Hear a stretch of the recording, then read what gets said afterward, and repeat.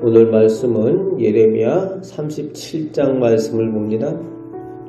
오늘 말씀에 요시야의 아들인 시드기야가 유다의 마지막 왕으로 세워지는데 강대국 바벨론에 의해서 세워진 왕이라고 설명을 하고 있습니다.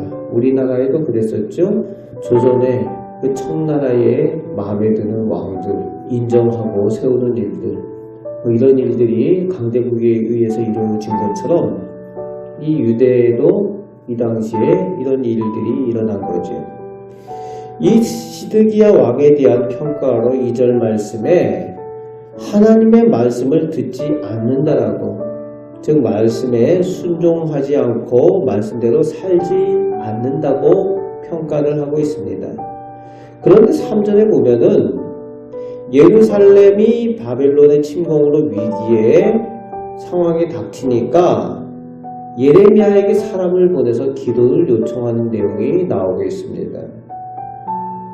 뭐라고 요청하는가 하면은 우리를 위하여 우리 하나님께 기도하라, 기도해달라고 기도 요청을 예레미야에게 하고 있습니다. 어찌 보면은 아주 믿음이 있는 것처럼 보입니다.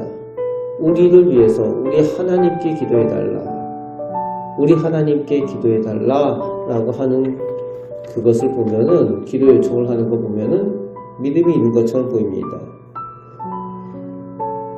그런데 그렇게 시드기야가 기도 요청한 후에 때마침 예루살렘을 포위하고 있던 바벨론 군대가 떠나야만 하는 상황이 벌어지는데, 당시에 또 다른 강대국인 이집트의 군대가 예루살렘이 포위됐다는 소식을 듣고 돕기 위해서 바로의 군대가 출발했다 라는 소식을 들은 바벨론이 전쟁이 커지게 되면은 이집트를 상대로 해서 승리를 장담할 수가 없으니까 우선 예루살렘에서 군대를 물리게 되는 겁니다. 그래서 예루살렘을 잠시 떠나게 되는데, 그런데 시드기야 입장에서는 그렇게 생각할 수가 있는 거죠. 그래, 내가 믿음이 있어, 내가 기도 요청을 하니까 바벨론 군대가 물러갔네, 이렇게 착각할 수 있다는 겁니다. 그걸 아시는 하나님께서 9절에 명확하게 말씀하고 계시죠. 너희는 스스로 속이지 말라 라고 합니다. 스스로 속여서 말하지 말라. 스스로 속고 있다는 겁니다. 하나님 말씀에 순종하며 살아가지도 않고 자기 스스로는 기도하지도 않으면서 기도 요청했다고 믿음이 있다고 착각하지 말라는 거예요. 반드시 그 바벨론 군대가 다시 와서 너희 성을 불사르게 될 것이다. 예레미야에게 가서 전하라. 그렇게 명령을 하십니다. 하나님께서 말씀하신 대로 이집트 군대가 자기 나라로 다시 돌아가고 또 바벨론의 군대가 예루살렘 성을 불사르기 위해서 오게 되는 거죠. 하나님께서는 정해진 심판을 그대로 행합니다. 11절에 보면은 갈대아인 바벨론 군대가 잠시 떠난 그 순간에 예레미야가 이제 볼일을 보러 예루살렘 성을 잠시 나가야 되는 그런 상황이 있게 되지요. 베냐민의 분깃을 받기 위해서 나가는 그런 상황이라고 설명을 하고 있습니다.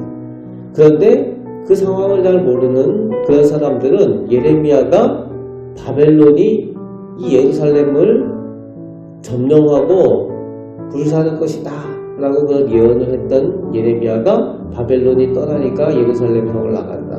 어떻게 오해하겠습니까? 저놈 바벨론의 앞잡인데 바벨론이 떠나가니까 바벨론에게 귀순하러 가는구나, 이렇게 오해할 수 있는 거지. 그러니까 예레미야가 예루살렘 성을 떠나니까 항복하러 간다 그래가지고 붙잡아서 감옥에 가두었다는 거예요. 바벨론의 앞잡이처럼 취급을 하는 겁니다. 그런 상황 가운데 있는데 시드기야가 예레미야를 불러서 물어보는 거죠. 감옥에서 꺼내서 불러와서 하나님께서 말씀하신 내용이 있느냐. 그래도 예레미야가 하나님의 사람인 것을 알고는 있어요. 그럼에도 불구하고 예레미야를 풀어주지 않습니다. 감옥을 다른 곳으로 옮겼지만 시대의 감옥들에 예레미야를 가둬두고 하루에 떡 한 조각씩 던져주면서 거기에 그저 가두어둡니다. 기도 요청을 했던 시드기야가 진정한 믿음이 없는 사람인 것을 알게 되는 내용이지요. 오늘 우리는 하나님의 말씀에 먼저 잘 순종하는 것이 중요합니다. 하나님의 말씀에 순종하는 것이 기도 응답의 비결이에요. 성경 가운데도 그런 내용들이 나오죠. 하나님의 말씀에 청종하느냐 그렇지 않느냐에 따라서 하나님 앞에 기도했을 때에, 하나님 앞에 예배했을 때에 하나님께서 응답하시느냐 여부가 결정되는 내용들이 성경에 많이 나옵니다. 다윗은 하나님 앞에 기도할 때마다 하나님께서 응답하셨어요. 하나님의 말씀에 순종하는 사람이었습니다. 그러나 동시대를 살았던 사울 왕은 하나님의 말씀에 청종하지 않았습니다.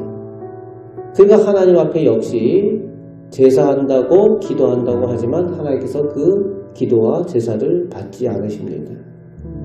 오늘 우리가 기억해야 되는 것은 우리가 기도하면서 늘 하나님 말씀에 순종하는 믿음을 소유해야 한다는 겁니다.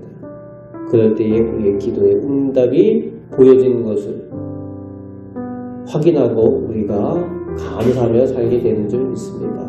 말씀에 잘 순종하시고 기도의 능력을 체험하며 살아가시는 우리 복된 성도들 되시기를 주님의 말씀으로 축복합니다. 아멘. 기도하겠습니다. 아버지 하나님, 저희가 기도의 사람이 되길 원합니다.